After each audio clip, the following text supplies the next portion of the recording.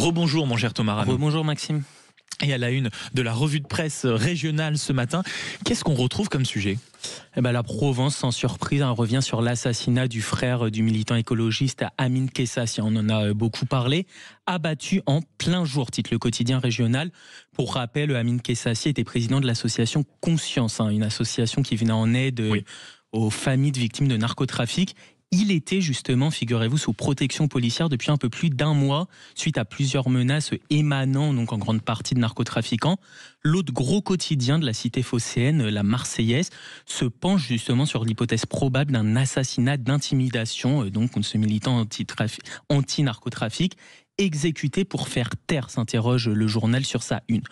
Corse Matin titre de son côté sur la résistance citoyenne. Une bannière, Maxime, Assassini mafiosi fora. Je traduis en français assassin mafieux dehors. C'est derrière ce slogan que se tiendront 2 manifestations samedi à Ajaccio et à Bastia contre les mafias qui sévissent sur l'île. Une dizaine d'associations sont regroupées dans l'optique de dénoncer les parrains corses. Une coordination anti-mafia qui aurait été encore impensable il y a quelques années. Une manifestation similaire s'était déjà déroulée en mars dernier. Aucun élu n'avait pris part au rassemblement. Eh bien, visiblement, ce sera différent cette fois-ci, puisque plusieurs d'entre eux ont annoncé qu'ils seront cette fois-ci présents. Signe que la colère monte.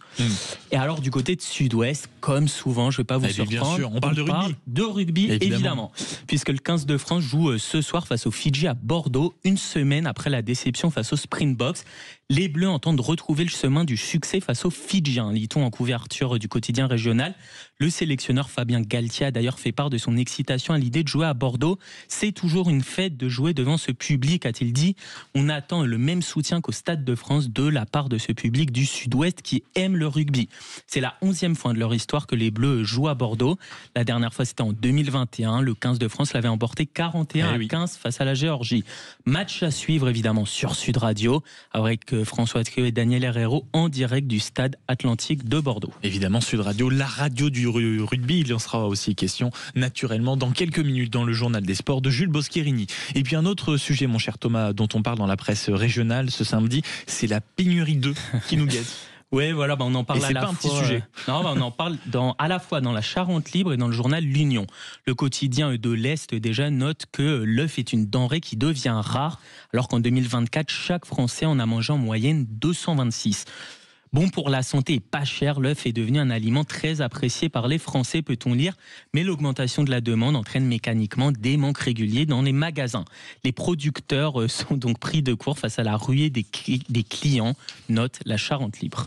Et puis, une fois, on y revient à nouveau, on en parlait tout à l'heure dans la revue de presse nationale, mon cher Thomas, c'est la fameuse fast fashion, c'est le sujet à la une de la Dépêche du Midi. Ouais, c'est le sujet au cœur de nos débats depuis 15 jours, surtout avec l'arrivée de Chine.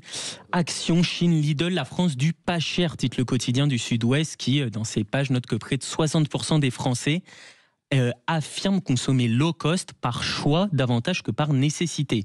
Plusieurs consommateurs témoignent dans les pages du journal. Il n'y a pas de secret, on cherche les bons prix, explique l'un d'eux.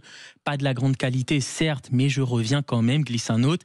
C'est sûr qu'on n'est pas sur du made in France. Mais même les marques françaises ne font pas du made in France. Voilà, ce défaut, c'est un autre. Alors, la Dépêche du Midi note que le low cost s'est progressivement installé au cœur de la consommation française. 60% des Français y ont recours, 41% en font même un réflexe. En 2024, 800 millions de petits colis provenant majoritairement de Chine sont arrivés.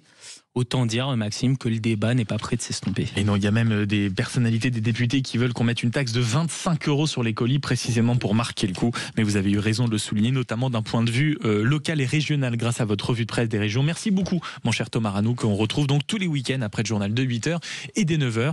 Il est 9h10, c'est l'heure.